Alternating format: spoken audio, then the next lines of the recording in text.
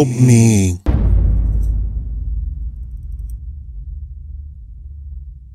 I want to talk about Dave Ramsey and his ministry, I believe. I haven't researched him a lot. I've seen several videos of his.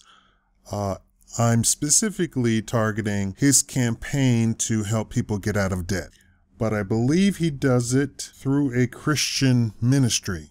Now, I listen to a lot of motivational speech. I listen to a lot of motivational speakers.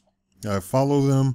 I also listen to a lot of financial educational tutorial sort of talks, meetings, business meetings. I go to them, conventions, and financial motivational speech, right? I follow all the major gurus. I don't particularly agree with all of them or everything that they say, but the very first thing that they tell everybody do is to get out of debt. Now, Dave Ramsey seems to sort of stop there.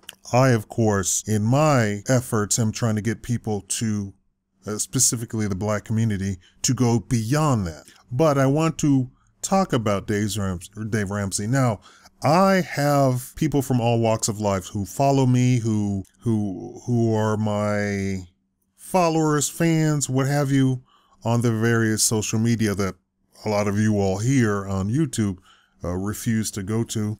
And that's fine. But I think the reason that he works is that he's targeted a group of people, Christians, to talk about financial stuff. Now, this is fantastic.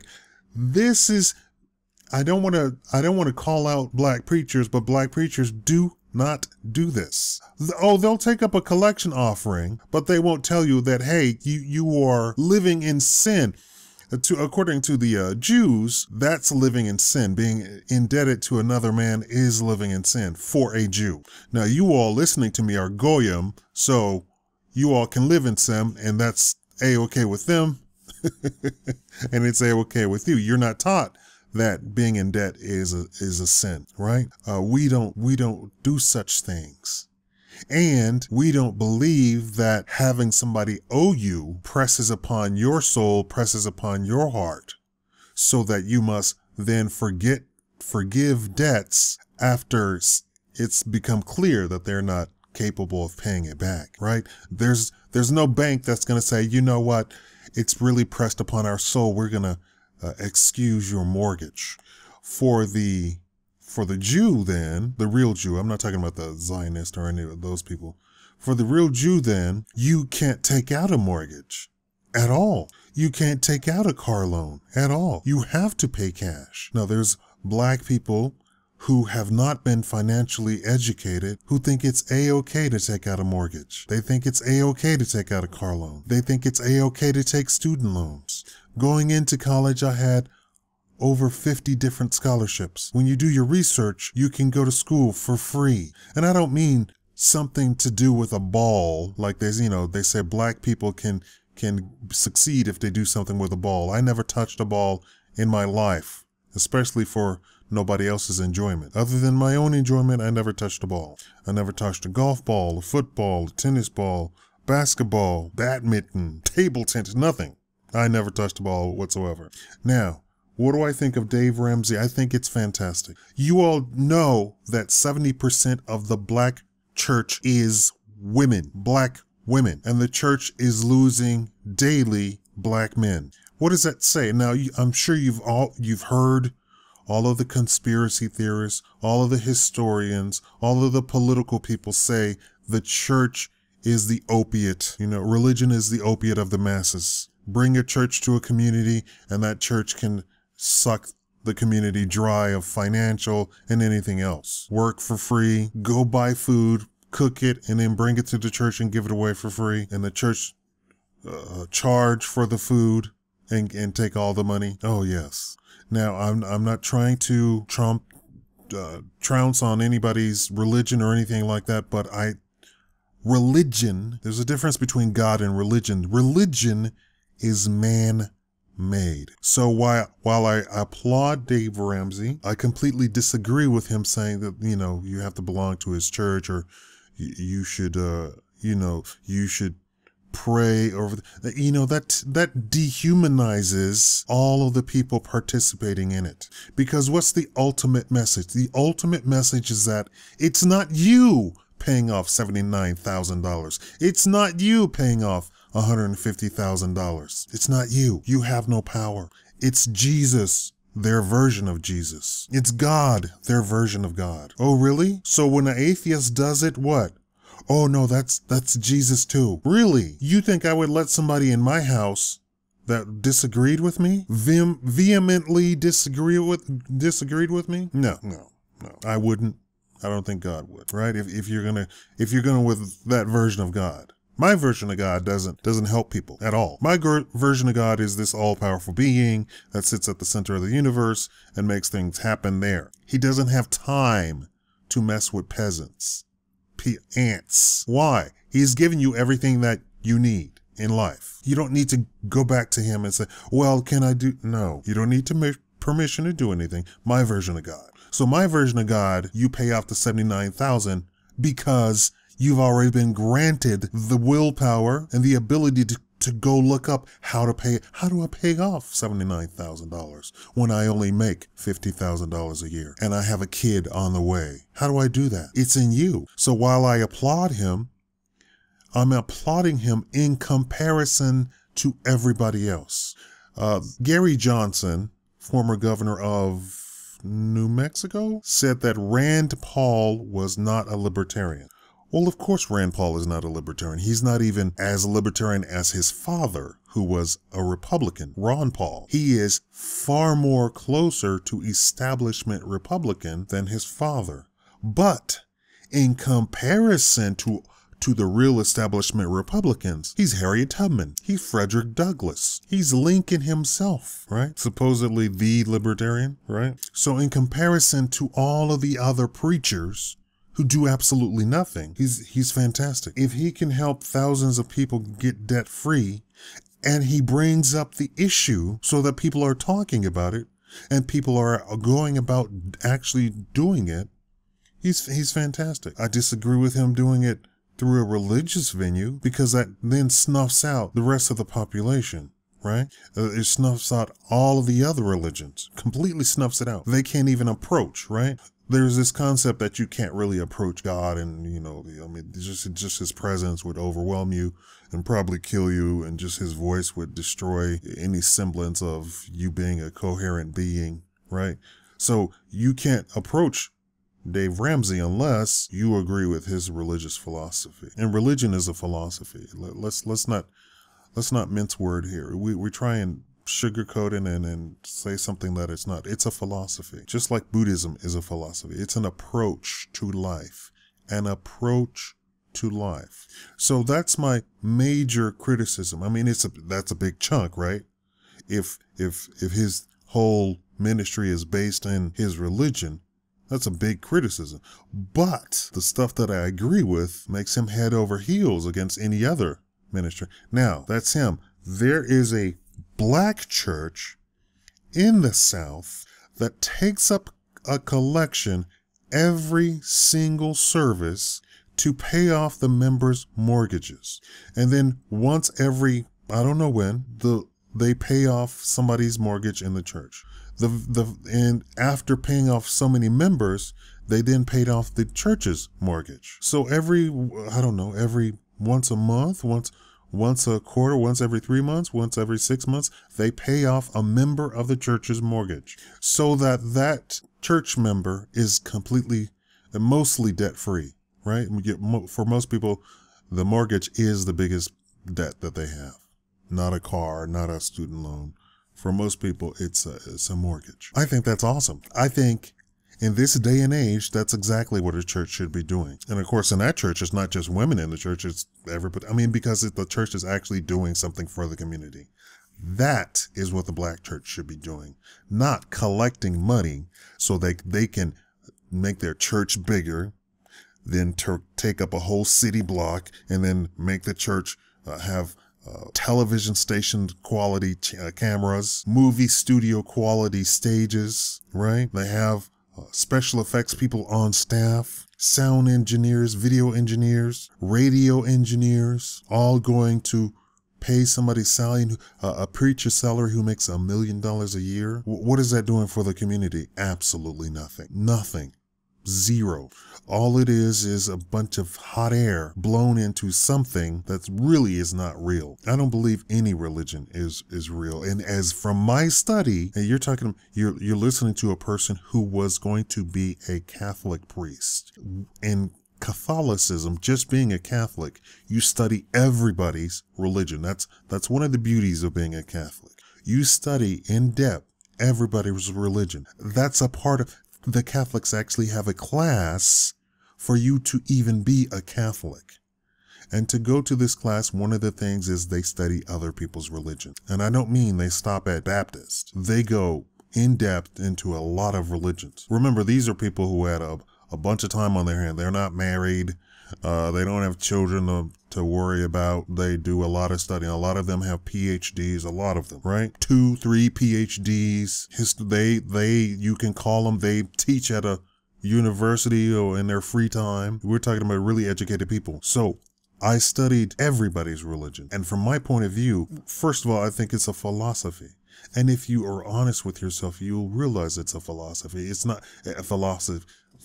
It's not something that God ordained. You know, they want to say, God did this, God wrote this. No, man wrote it. I'm not trying to take anything away from it. It's good. I say even atheists should read the Bible. And a lot of atheists have read the Bible and know the religion and know the history of the religion more so than the actual people in the religion. My biggest complaint about the Christian religion is that they say that you are born sinful. You mean the good guy that saves women and children, who feeds the hungry, he's sinful? Yes, he's sinful. He doesn't do anything. He goes to bed at 8 o'clock at night and wakes up at 6 in the morning, ready to go, willing and to help anybody. And comparing him to Jesus was a sinner of sinners, right? Hung out with prostitutes and all sorts of stuff like that. I mean, let's call a spade, right? So let's be intellectually honest. Religion is man-made, right? And if Dave Ramsey is saying that I'm going to help you, but you have to be a part of my religion, I think that's a shame. But there's all of my people out there, right? All of the financial gurus, all of the economic gurus, all the motivational speakers who say the very first thing you must do is get out of debt. But I think that's the entirety of Dave Ramsey's ministry, right? He just wants people to get out of debt. And that's great. That's a great start. But that's just a start. And for the Black community, that's just the start. And what is the real key for these people to get out of debt? How can you make $50,000 a year and be $79,000, $150,000 in debt and pay it off? Did somebody give them money? No. Did they sell off a bunch of things? No. They completely changed their attitude on consumerism. We are bred and trained, you know. I want you to have the notion of how terrible this is. Advertising. I mean, there's people who say a child by the age of 13 has seen this much advertisement. That's when people only had TV to watch, right? A child by the age of 13 has seen this much advertisement. What are they really trying to say? They're trying to say that the advertisement teaches you to be a consumer. I gotta have an Apple.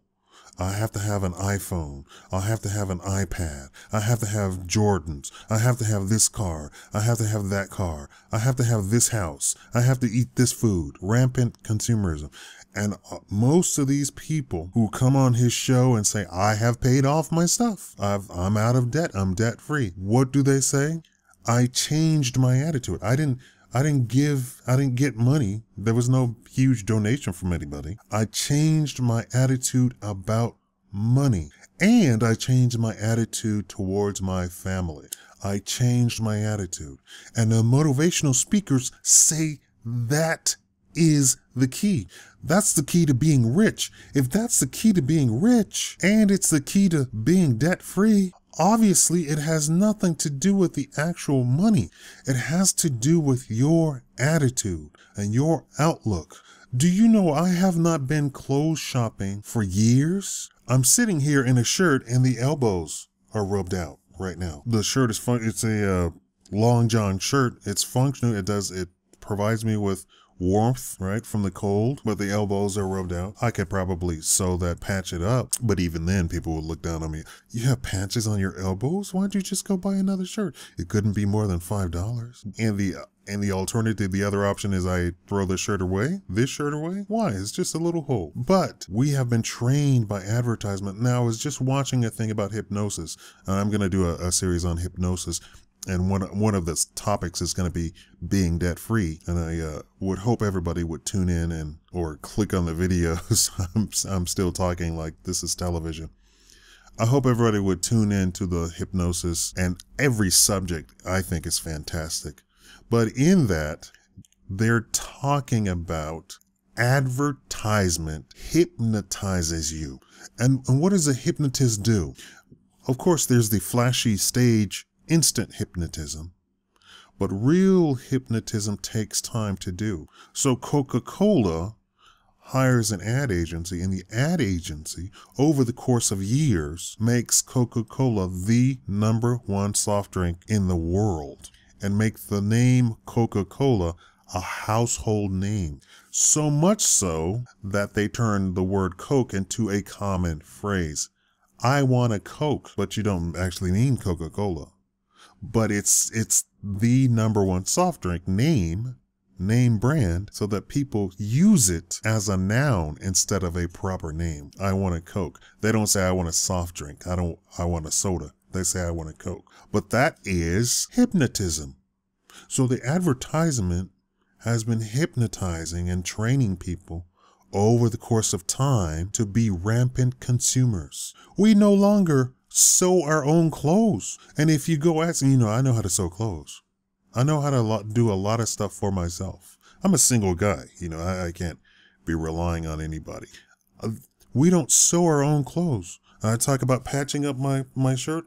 How many of you listening could not patch up your shirt? Or first of all, wouldn't even think to patch up a shirt. It was the style at one point that the jackets, the blazers and jackets came with a patch on the elbow, because they know that that's where the most wear and tear happens on a top. You sit and you lean on your elbows, and the elbow rubs against the cloth, and eventually the cloth at the elbow gives way and a hole forms. So it was the style that the jacket came with patches on the elbow already attached. But how many people can't even sew to even do a patch? Most everybody now. I can generalize that, right? Because first of all, your mom or grandmother didn't teach you sewing. And I meet lots of old women. I said, "Do you sew?" "No, I don't sew at all." "Nope, never touched it." We have a sewing machine in my mother's house, and it collects dust. That's all it does. This is what they're telling me. So the first thing that Dave Ramsey does, and the motivational speakers do, is say you need to change your attitude towards money, towards consumerism. You don't need to buy that stuff out of a box. You can spend $12 or $20, get all of the ingredients, and without all of the nasty ingredients that are in the box, and cook yourself the same meal 12 times, 10 times. Pennies on the dollar versus having to pay for, first of all, the packaging, the box, the wrapper, the plastic thing that it comes in, and the other paper that it's covered with and glued on top of. So yeah, don't have to pay for all that packaging. You don't have to pay for them forming it, cooking it, and shipping it. Because now you can buy, 20 pounds of spaghetti and cook for a month or two, or however, depending on how much you eat. That's exactly what a restaurant does. They buy food and then they cook it, and the chef has to figure out, I am making this much money on each dish when I cook it, because this is how much the bulk costs me. I'm breaking it down to the per plate cost, and this is how much money I'm making. You can do the same thing at home. I'm talking about food because that's a major expenditure in most people's life, right? You have to eat. And if you're going to eat properly, you're eating 3 to 5 times a day. You don't have to have a car. You don't have to have a car. Leasing a car, the worst possible thing you can do. Or purchasing a car every 2 years, turning in your old car and purchasing it. So you're constantly in debt over cars, constantly. One of the people said that they got into the Dave Ramsey program because their brother was in it, and he said, oh, and the reason he even mentioned it is because he had asked his brother, what is the payment on his truck? And the brother said, I paid cash for my truck. I would never go into debt for a vehicle. But people need to have the brand new $30,000 truck, right? No, why don't you get a 2-year-old truck, pay cash for it? And you can find all sorts of cars and trucks and stuff that people bought who just didn't like the color and never drove it, and is going to give it to you for less than the blue book price of it. You don't have to be this crazy consumer. And then you pay cash for it, and then you have a quality item that you don't have this impending debt that's constantly with you, you know? So I salute Dave Ramsey for what he does. And in comparison to your preacher, he's light years ahead, right?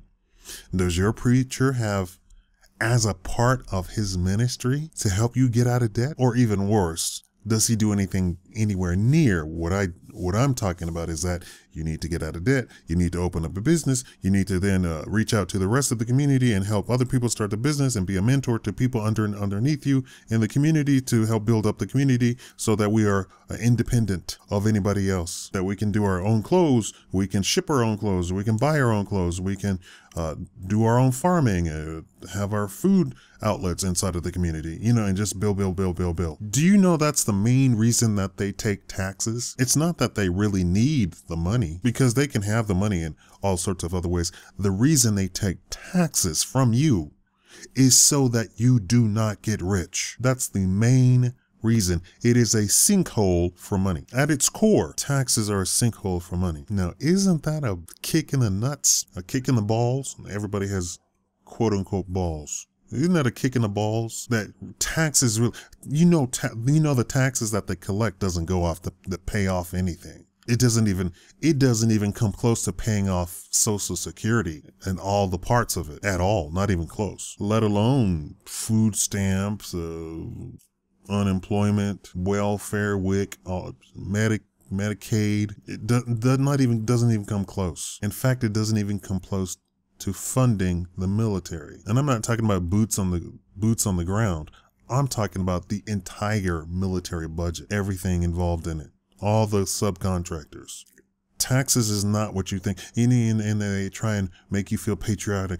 Do your duty, pay your taxes. Where does the taxes go to? And how is it that you are in debt after paying taxes and you have to keep borrowing money? Well, the game is rigged. Taxes never was about paying off something or getting something and doing it, sticking to a budget. Never was, not even from day one. It was to make sure that you didn't have money and would prosper. Now, it's sometimes when the American economy booms, people do prosper, even in spite of taxes. Now, there's some people at the convention for the Republicans talking about abolishing the IRS. And there's a lot of people in America who go, oh, that's crazy talk. Why would you abolish the IRS?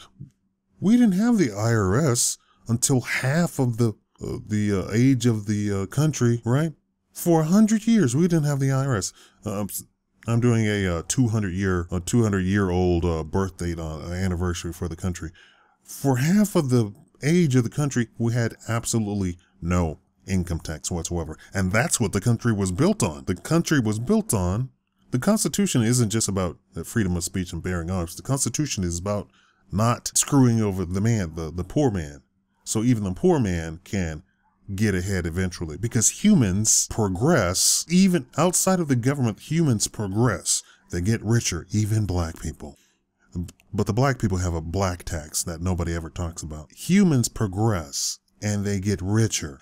Think about if you did not have to pay taxes, even the worst job with the worst paycheck that you have, in 20 years, you would be able to buy a house. If you're doing it right, if your attitude towards money is right, you would be able to pay cash money for a house, pay cash money for a car, pay cash money for your children's school without taxes. 1/4 to 1/3 of your income goes to pay taxes that do absolutely nothing for the country. Literally, Washington could shrug off personal income taxes and not even miss it.